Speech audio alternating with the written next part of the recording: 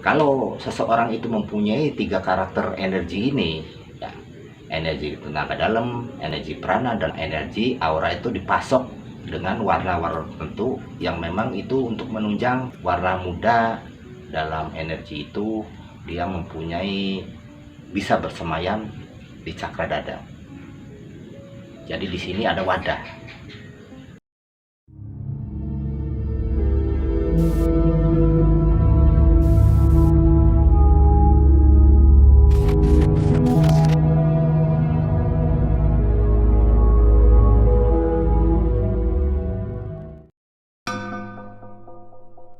Assalamualaikum warahmatullahi wabarakatuh.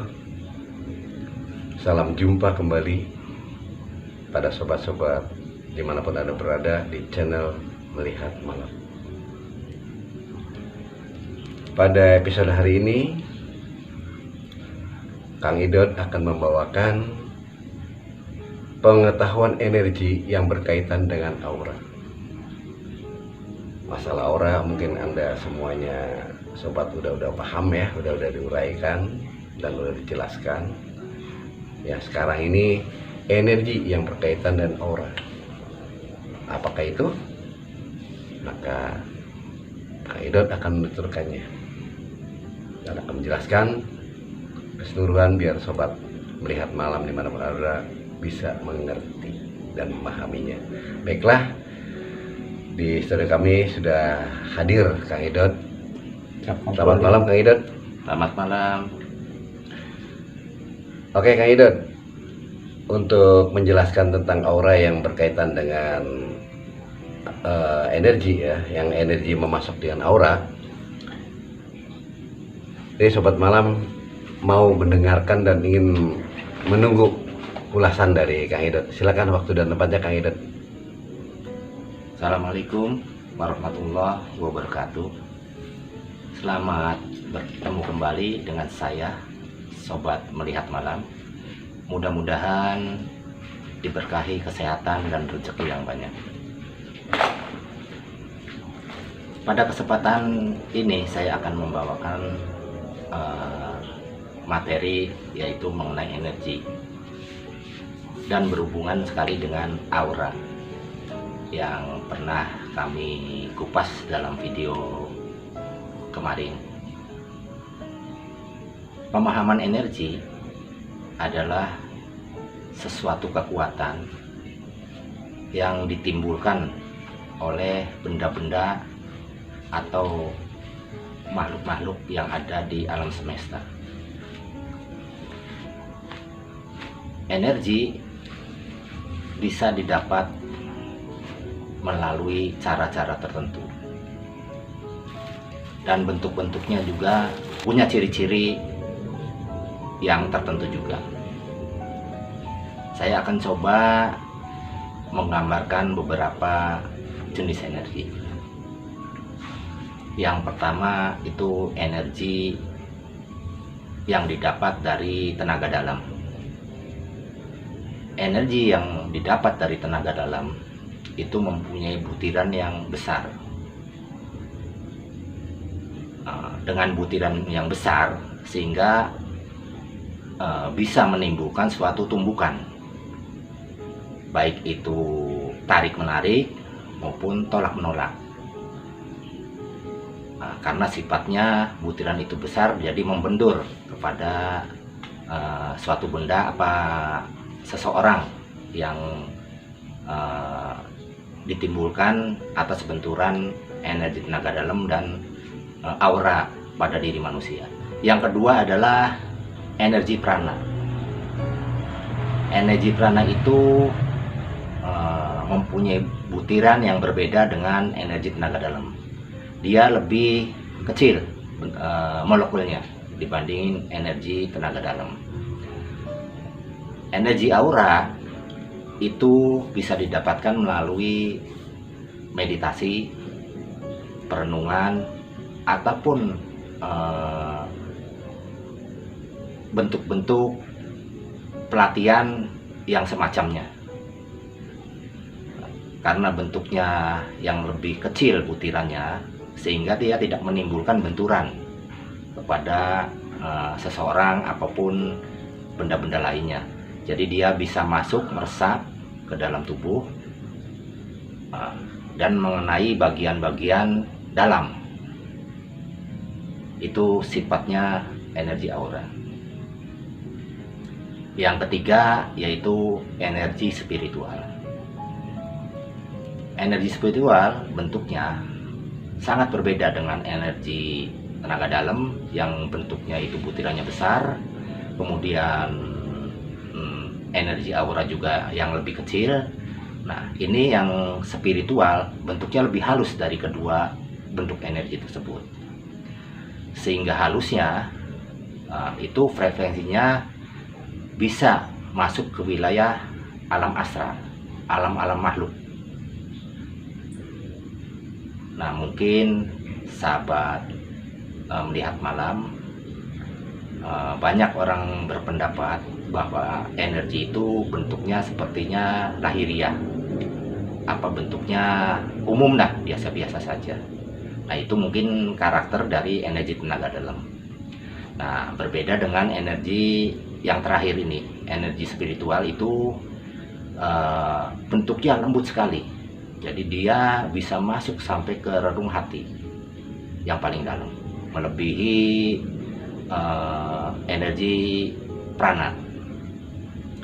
Nah, energi spiritual ini bisa didapat melalui ritual-ritual doa. Ada orang yang mungkin senang berzikir, ada yang kemungkinan senang dengan ayat-ayat dibaca dengan jumlah-jumlah tertentu, tapi itu juga harus memenuhi persyaratan. Karena apa?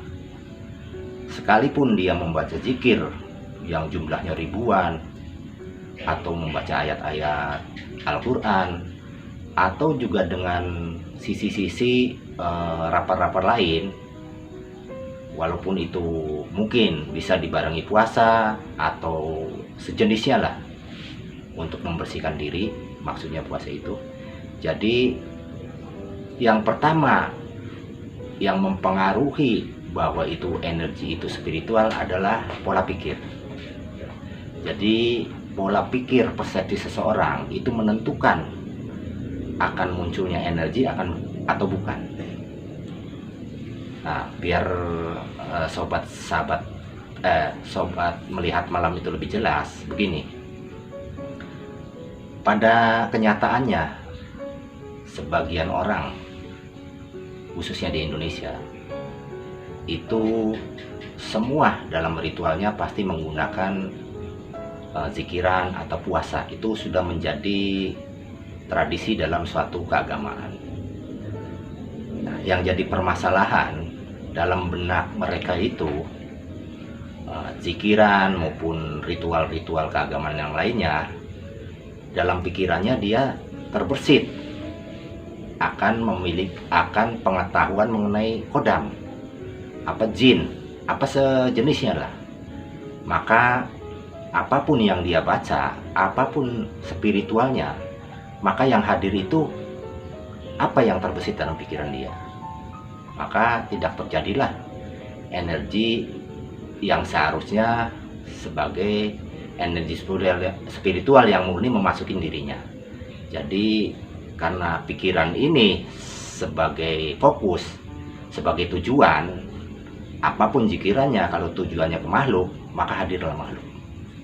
Nah, itu biar gambarannya sobat melihat malam agak lebih jelas lah.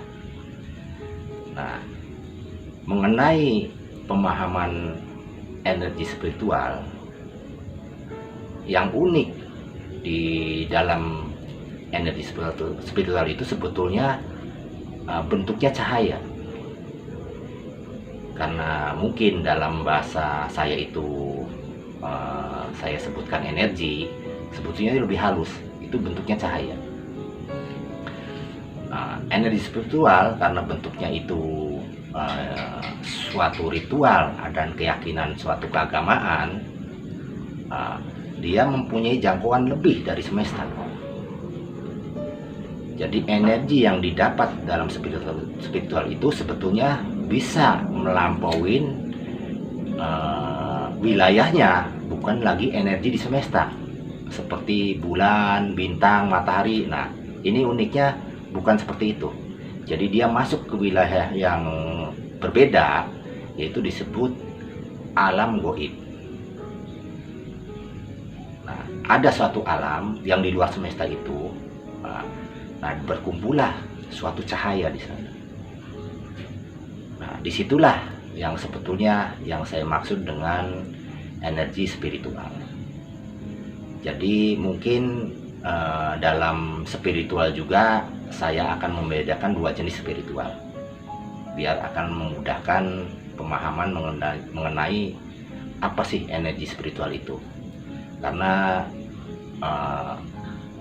pada saat ini dalam kondisi seperti itu, banyak orang yang berbagai-bagai orang menafsirkan jenis energi spiritual itu. Sebetulnya akan saya kelompokkan. Yang pertama, spiritual itu bentuknya vertikal, ya, kita dengan Tuhan. Yang satu, yang pertama. Ada yang jenis spiritual yang bentuknya horizontal. Jadi sebetulnya dalam doa-doa maupun zikiran dia betul menyebut nama-nama Tuhan, tapi wilayah yang dia jangkau, pemikiran yang dia jangkau itu semesta. Karena mungkin dia mengharap keduniaan, apa bentuk-bentuk lain yang berhubungannya dunia. Nah, itu arahnya horizontal, jadi ke alam semesta juga. Nah, itu yang membedakan. Jadi kalau bentuk energi spiritual yang memang diharapkan masuknya bentuk cahaya, suka nggak suka, kita harus spiritual secara vertikal, kita dengan Tuhan. Nah, disitulah akan ada pintu-pintu istilahnya hijab yang terbuka, dan disitulah cahaya-cahaya. Tapi kalau itu vertikal, maka hijabnya itu jenisnya hijab-hijab makhluk.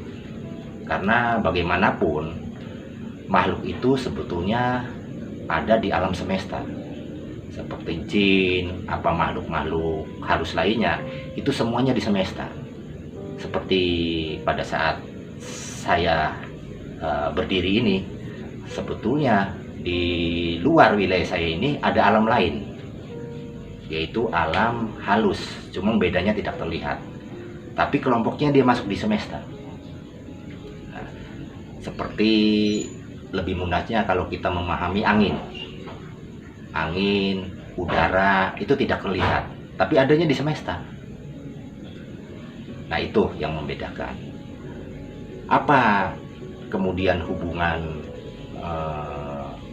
energi spiritual dengan makhluk-makhluk halus? Jelas, itu sangat jelas sekali disebutkan dalam beberapa literatur, baik itu di literatur pernapasan kuno maupun literatur dalam kitab-kitab suci. Jadi sesuatunya sangat jelas.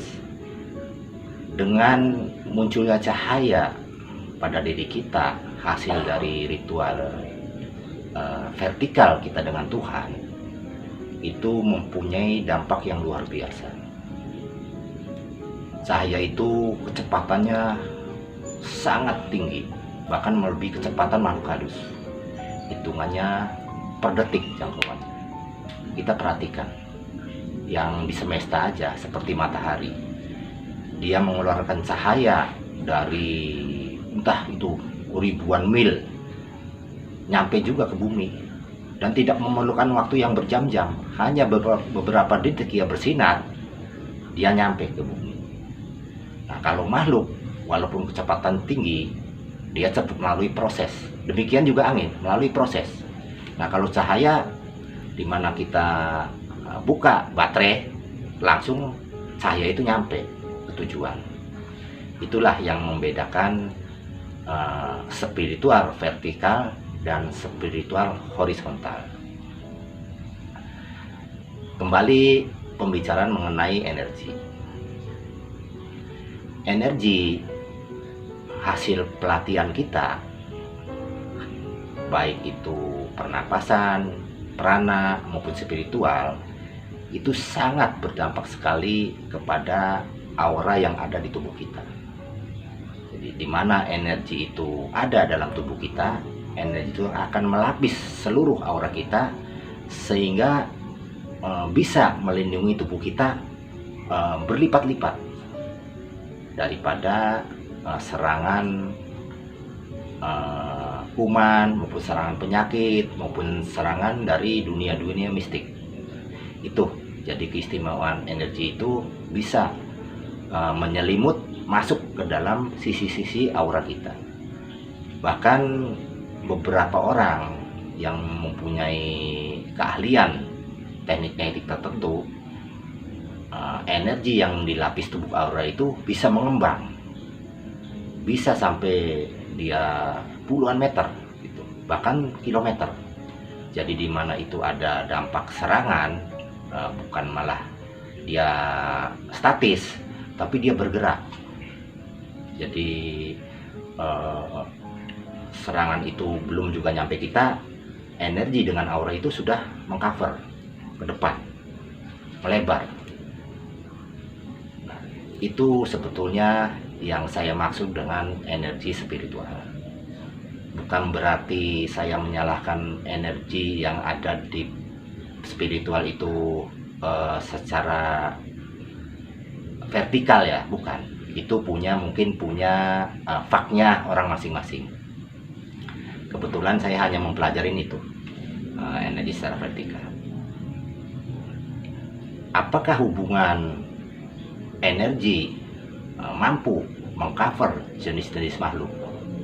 Nah, itu hanya energi-energi tertentu ya. Seperti mungkin yang pernah saya ceritakan, bahwa energi tenaga dalam itu hanya sifatnya semesta. Jadi dia hanya membentur bagian fisik. Nah, kemudian energi prana mungkin karena butirannya lebih halus, sebagian dia bisa menyentuh makhluk-makhluk halus frekuensinya.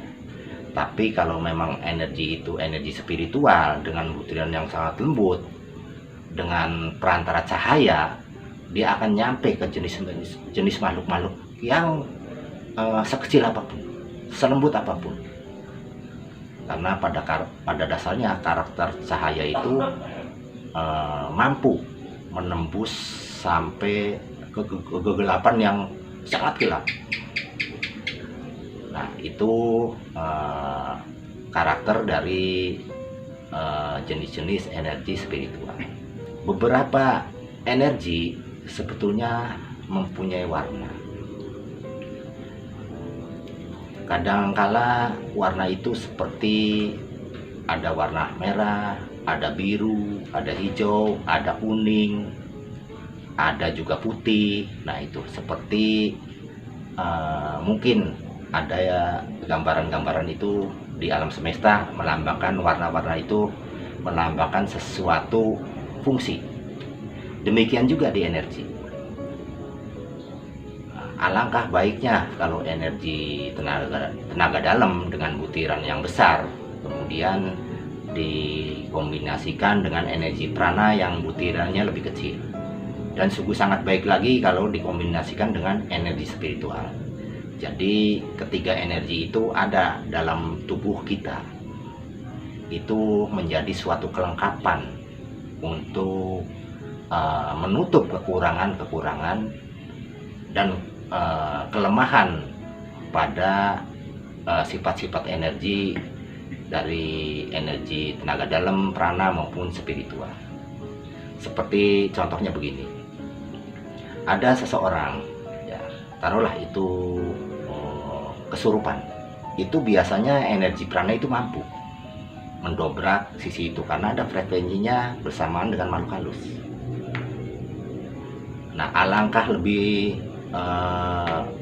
idealnya kalau itu menggunakan energi spiritual berupa cahaya. Nah, kalau seseorang itu mempunyai 3 karakter energi ini ya, energi tenaga dalam, energi prana, dan energi spiritual sekaligus itu bersatu, kemudian dia masuk ke dalam diri seseorang yang sedang kesurupan, maka itu akan terselesaikan semua. Satu sisi mistiknya di atas cerabut, satu sisi berkas-berkas hawa yang ditinggalkan oleh makhluk sebagai sarang yang nantinya dia akan masuk juga itu tercerabut. Demikian juga dampak pengaruh ke sisi fisik, misalkan mungkin ada kerusakan karena pengaruh tekanan-tekanan dari makhluk yang masuk, pasti mempunyai efek dalam tubuh ini. Nah, itu akan terselesaikan oleh energi tenaga dalam. Adapun mengenai fungsi yang lebih khusus mengenai energi itu, seperti energi warna. Mungkin secara umum orang memahami energi itu bentuknya global lah, kekuatannya saja. Tapi kalau kita lebih mendalam lagi, kemudian mengurai di samping kekuatan itu, bahwa warna-warna itu dia mempunyai kelebihan masing-masing. Contohnya posisi di prana ya. Kalau memang tenaga dalam sih itu biasanya untuk kekuatan, untuk tumbukan. Kita masuk di prana. Prana ini sebetulnya punya keunikan di jenis warnanya. Seperti kalau kita bisa menyerap energi berwarna hijau seperti pohon, daun gambarannya seperti daun pisang yang muda, itu yang hijau-hijaunya hijau muda. Karena apa pemirsa? Kalau beda sedikit pemahamannya untuk berkonsentrasinya ke tua, itu beda fungsi. Jadi antara muda dan tua itu walaupun sama-sama hijaunya, itu sangat berbeda jauh fungsinya. Jadi kita menggunakan warna-warna yang muda. Kalau kita menggunakan warna hijau muda, nah di dalamnya itu dia punya fungsi sebagai energi dengan kesamaannya untuk infeksi. Jadi antibiotik sebetulnya. Dia mempunyai kekuatan antibiotik. Nah, itu yang khusus hijau muda. Kemudian biru muda. Dia punya kekhususan untuk melebarkan pembuluh-pembuluh darah. Demikian juga warna-warna lainnya. Kita masuk lagi ke energi spiritual. Energi spiritual juga mempunyai warna, cuma dia cenderung ke arah-arah yang lebih halus jangkauannya, ke arah-arah yang lebih khusus.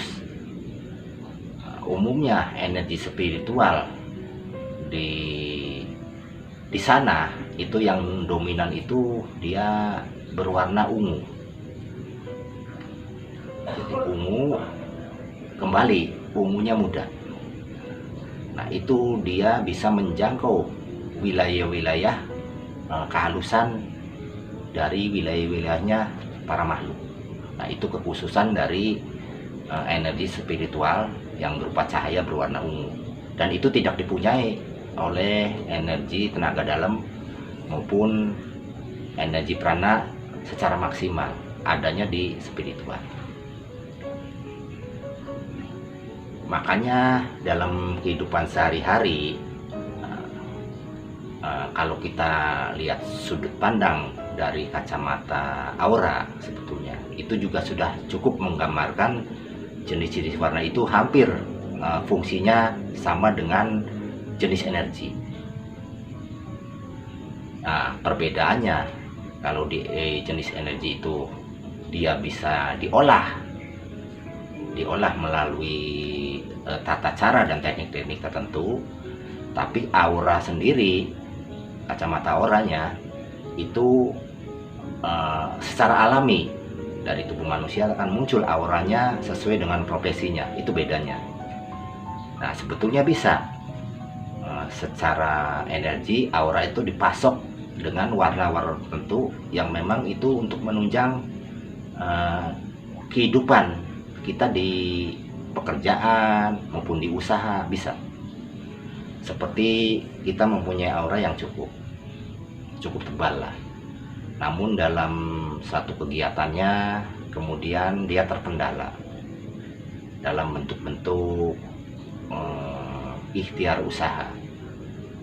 Sebetulnya dia sudah maksimal dengan pikiran, dengan tenaganya maupun dengan doa ya.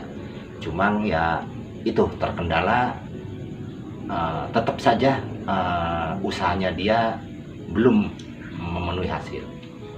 Maka ikhtiar yang terakhir adalah dengan energi spiritual maupun energi prana. Ya kembali, energi spiritual kan berdoa, itu berdoa betul sama.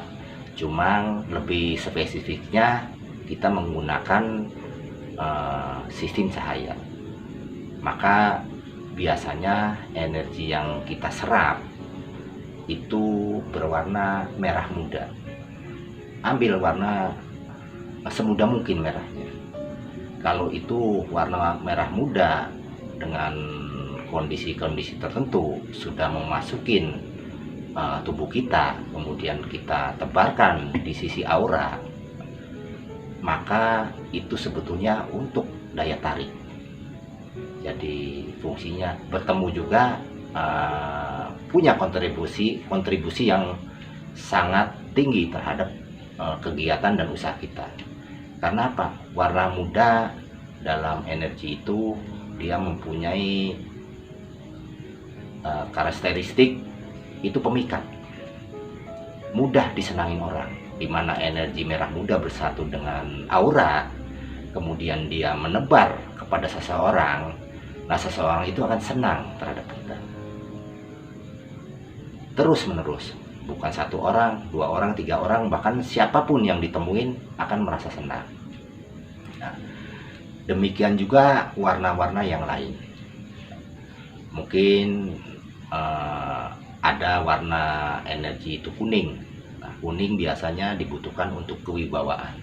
Nah, kalau demikian juga sama, kalau ada di tubuh kita, kemudian dia bersatu dengan aura, maka orang melihat kita dengan tebaran energi kepada dirinya, dia diseganin. Demikian juga warna merah tua. Nah, antara merah muda lihat dengan merah tua itu sangat berbeda. Jadi sangat menyolok berbedanya. Kalau muda itu mungkin buat daya tarik, nah kalau tua itu untuk kekuatan. Jadi dimana kita mengolahnya salah, tidak sesuai dengan profesi kita, timbullah energi berwarna merah tua itu menjadi penghambat untuk usaha. Karena apa? Dia fungsinya untuk kekuatan, untuk pertahanan yang berlebih. Jadi seharusnya kita butuh untuk komunikasi, untuk supaya orang senang, timbulnya gesekan.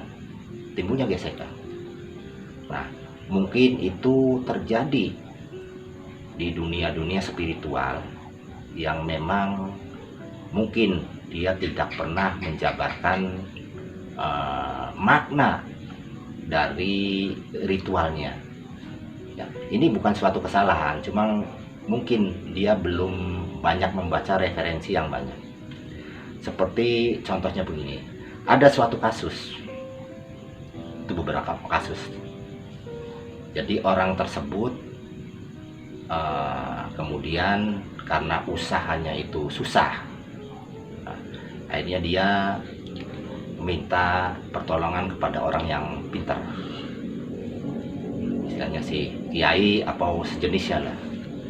Maka diberikanlah suatu doa atau suatu kodam yang di dalamnya ada kodam untuk mendampingin dirinya agar dia mungkin terhindar dari persaingan apapun, dari kesulitan bersaing dalam usahanya. Namun ada sesuatu yang mungkin terabaikan. Pengalaman saya pribadi itu banyak kasus-kasus seperti itu.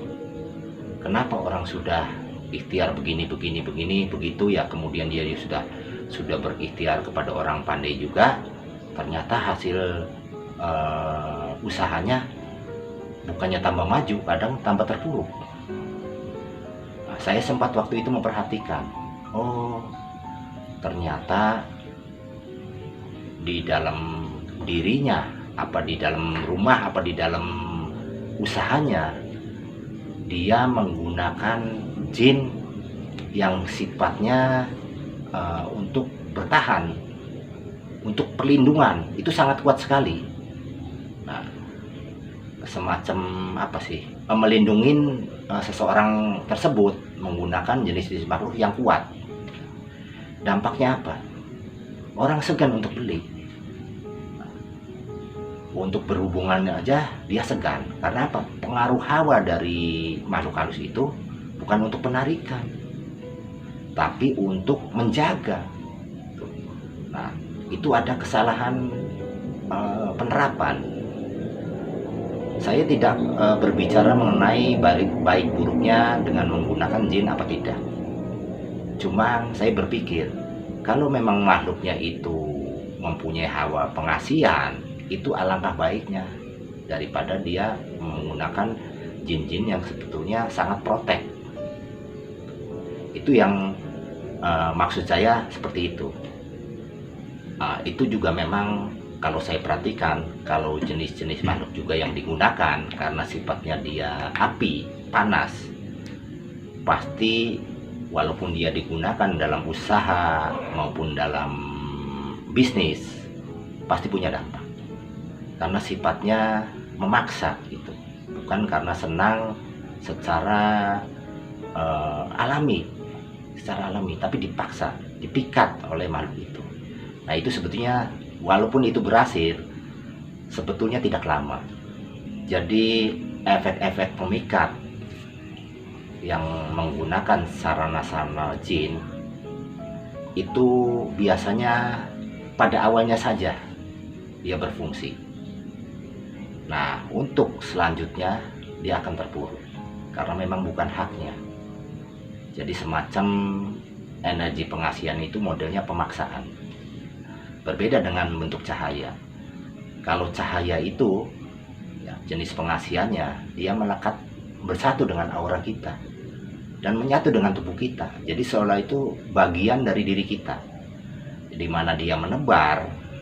Nah, semua bagian-bagian kita itu keluar, termasuk senyum kita, fisik kita, maupun energi yang menyertainya. Jadi dampak terhadap seseorang itu akan menjadi sangat alami, dan itu akan berkesinambungan. Tinggal yang bersangkutannya yang memelihara. Nah, itu kurang lebih pemahaman dari sisi-sisi dampak spiritual di kehidupan kita. Adapun mungkin pemirsa, ada lagi, bukan energi itu sebetulnya tidak berdiri sendiri. Jadi ada beberapa faktor energi itu akan melekat pada diri kita.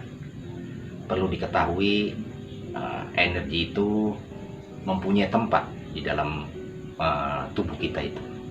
Jadi kebanyakan orang tidak memperhatikan itu. Yang pertama, energi itu bisa bersemayam di cakra dada.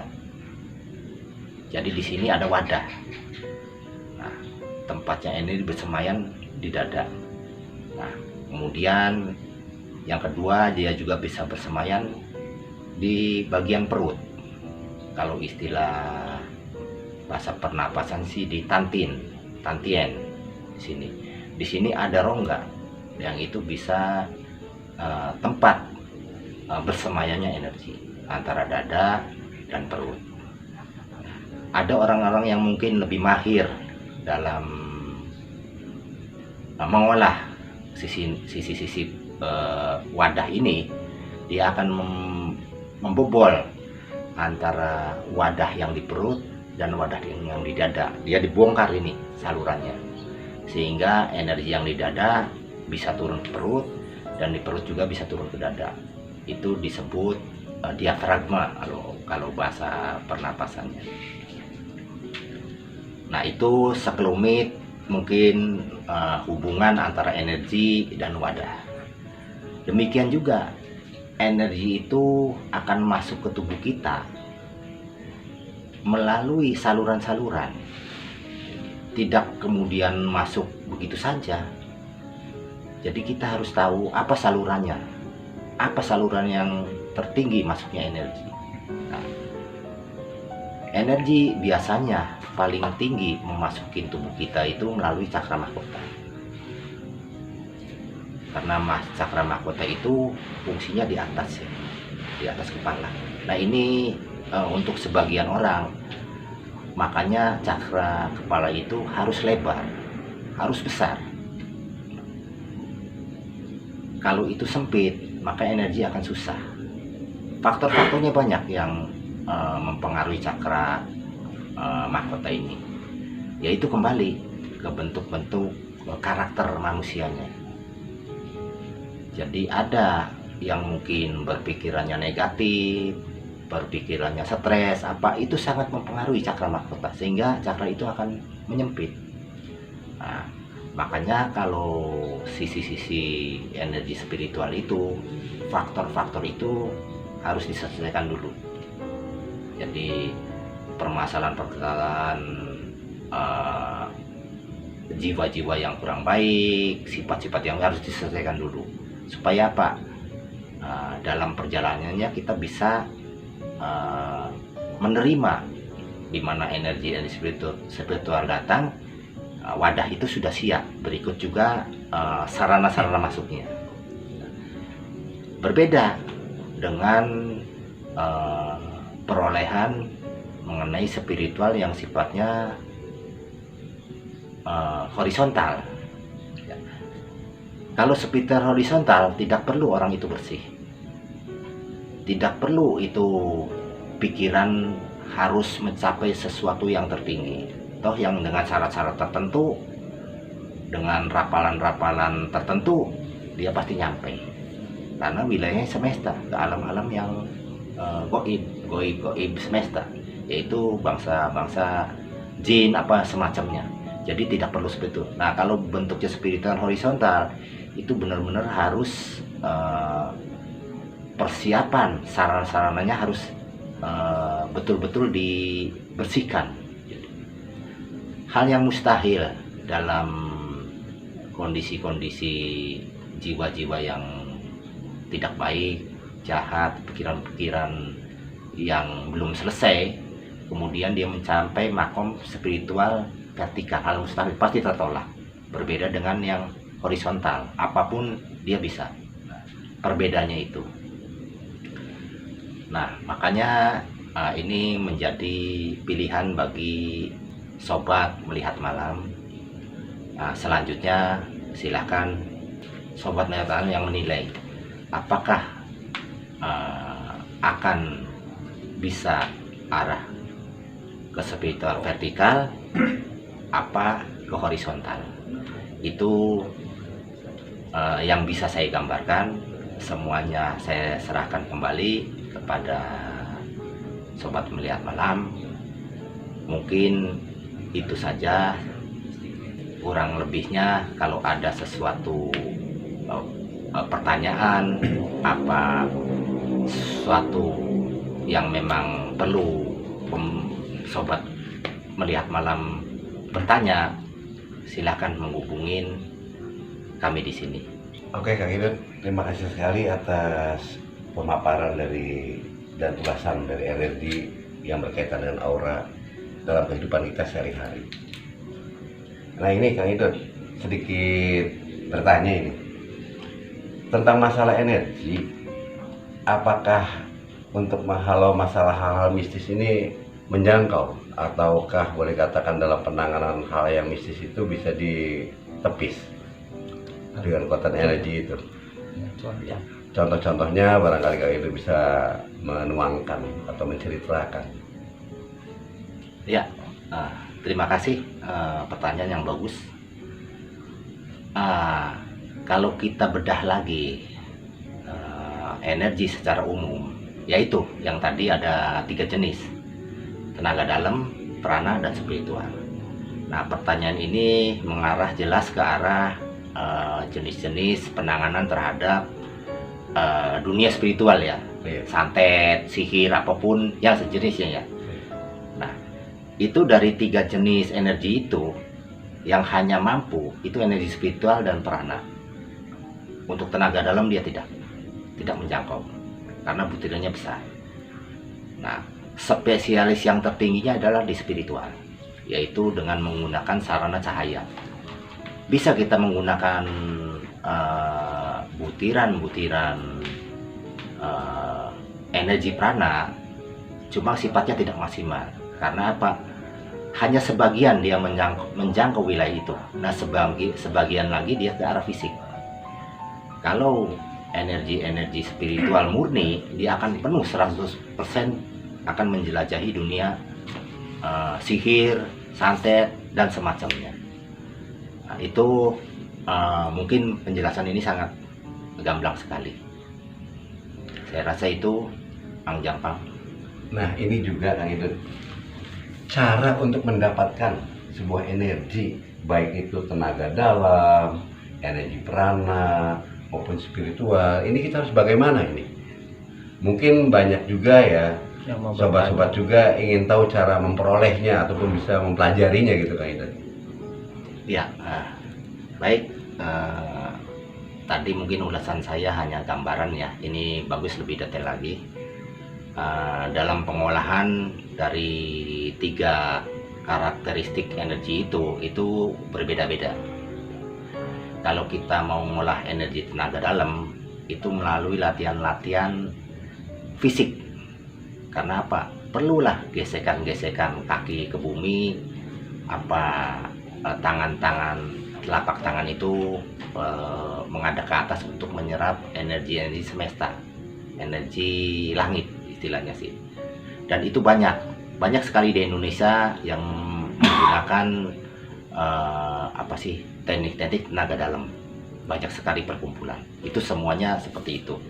Jadi ada di dalamnya, di dalam pernapasannya ada tarikan dengan hitungan-hitungan tertentu, ada tekanan, kemudian hembusan.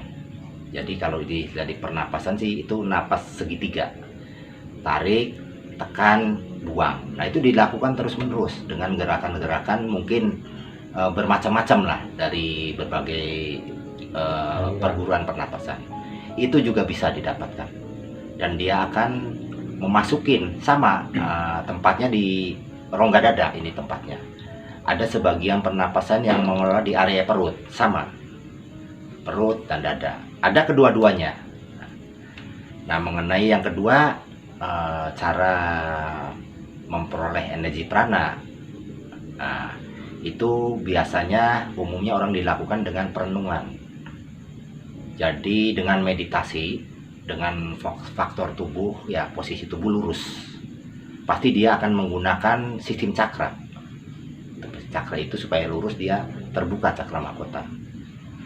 Nah, terserah itu mau duduk seperti saya di bangku seperti ini, bisa bersimpuh, bersila, maupun cara-cara lain. Yang penting posisinya rileks, kemudian postur tubuh lurus dan tegap. Nah, itu juga sama. Tempat penyimpanannya ada di bagian dada dan di bagian perut. Dan uniknya tidak seperti pernapasan. Dalam pengolahannya dia cukup bernapas biasa. Jadi tidak ada napas tekan, tidak ada napas tarik, tidak ada napas buang. Napas biasa, normal. Nah, yang dibutuhkan hanya ketenangan sampai mencapai sesuatu kondisi tertentu. Nah, itu butirannya lebih halus. Makanya pergerakannya kalau kecepatan sebenarnya tinggi di bentuk-bentuk tenaga dalam, dia cepat lemparannya. Nah, kalau prana itu bentuknya mengayun, jadi lamban bentuknya gitu. Nah, itu juga bukan berarti cepat itu baik, lamban itu jelek, bukan. itu punya karakteristik masing-masing, kelebihan dan kekurangannya masing-masing. Nah, mungkin yang ketiga, cara mengolah ya dari energi spiritual. Biasanya itu dengan menggunakan doa dan pemahaman. Nah, itu yang utamanya pemahaman. Kemudian doa-doa yang banyak. Kalau pemahamannya salah, dalam pikirannya itu kodam jin, itu sia-sia. Karena pemahaman itu, pikiran itu tujuan. Apapun jikirannya, apapun yang dia ucapkan, apapun ritualnya, mau puasa apa, kalau pikirannya itu kejenisnya jin, maka hadirlah jin. Jadi itu satu paket dengan pemahaman. Jadi kalau dia mengharapkannya cahaya, ya tepis dulu pemahaman itu. Nah, itu perlu proses yang lama biasanya, karena pemahaman itu kita dari kecil ya, apa memang sudah di mindset dalam pikirannya, sehingga akan muncul terus menerus. Nah, itulah perlu perjuangan, perlu itu dikikis semua. Nah, kembalikan ke arah cahaya. Itulah cahaya yang paling tinggi. Mungkin maaf nih sahabat melihat malam, mungkin bagi kaum muslim, dia akan memahami suatu jenis sumber cahaya, yaitu Nur Muhammad. Nah, itulah tujuan orang-orang muslim sebetulnya. Makanya beberapa ritual di kalangan muslim itu menggunakan sholawat. Nah, sholat itu suatu rangkaian, di dalamnya ada syafaat. Nah, di dalam syafaat itu ada cahaya, yaitu bentuk cahaya dari Nur Muhammad. Nah, entah saya di ajaran lain, saya tidak begitu paham ritualnya. Yang saya pahami kalau di pernapasan saja, itu bentuknya mungkin masih lingkupnya semesta. Jadi belum menerobos bagian dimensi alam goib. Jadi alamnya goibnya masih semesta. Nah, itu saya rasa tempatnya juga sama tempatnya, ada di dada dan ada di perut. Itu mungkin Ang Jampang yang bisa saya jabarkan dari 3 cara pengolahan dari napas tenaga dalam, prana, dan spiritual. Baiklah, Kak Idot, terima kasih atas pemaparannya dan penjelasannya. Mungkin juga ya, yang namanya tentang energi aura bisa dibantu dengan ini ya, tentang energi ya. Itu warna juga pasti akan mempengaruhi dalam kehidupan kita sehari-hari yang kita olah ya, Kak Idot. Ya. Nah, khususnya sekarang ini, di zaman milenial ini, kan ada nih biasanya nih, karena kekuatan cahaya itu tak terbatas. Ada kata kecepatan yang melebihi apa yang seperti kita buka center begitu on, langsung nyampai. Ya. Nah, ini berarti no limit atau no batas ya. Ya. Andai kata kita di Cirebon, nah ini lontaran yang kita punya seumpama ada di Amerika, di luar benua nih, Ya. kita mampu kah? Sangat mampu. Penjelajahan kekuatan cahaya itu jangan lagi ke Amerika, ke alam semesta juga mampu. Contohnya seperti cahaya yang satulah, sumber cahaya dari matahari. Dia bukan cuma di bumi meneranginya, seluruh semesta dia terangin. Nah, di tubuh manusia tuh lebih dari sekedar matahari. Manusia adalah makhluk yang kompleks, yang istimewa. Bahkan dalam dirinya semua kesempurnaan itu ada dalam dirinya. Nah, salah satunya mungkin kesempurnaan daripada matahari ada di manusia. Jadi jangankan lagi ke Amerika ya. Mungkin saya tadi pernah berbicara spiritual, pengambilan energi spiritual dari alam goib, bukan semesta, terjangkau. Alhamdulillahirrahmanirrahim. Kalau gitu jadi sementara rasa penasaran dalam benak ini udah terjawab nih Kak Idot. Oke Sobat Malam, untuk Sobat Melihat Malam khususnya dari penjelasan Kang Idot tentang mengenai energi, khususnya di sini ada 3 kekuatan energi, baik lewat dari tenaga dalam, energi prana maupun spiritual. Ini energi semua yang ada di dalam kita yang wajib kita olah. Bahkan memiliki warna dengan fungsi yang masing-masing memiliki ini ya, fungsinya ya. Kepada sobat melihat malam, itulah kilasan dan ulasannya dari Kang Idot mengenai energi dalam kehidupan kita sehari-hari, yang dimana semuanya itu sudah tercangkup. Kepada sobat melihat malam, apabila suka, mohon like-nya dan komennya, serta sharekan dan subscribe-nya jangan lupa. Saya tunggu kepada sobat melihat malam. Dan Kak Idot, apakah sudah selesai ini? Ya, sudah cukup. Oke, sobat melihat malam, Kak Idot sudah menutupkan dan penjelasannya sudah sampai di sini dulu. Maka kami dan tim melihat malam mohon diri. Assalamualaikum warahmatullahi wabarakatuh.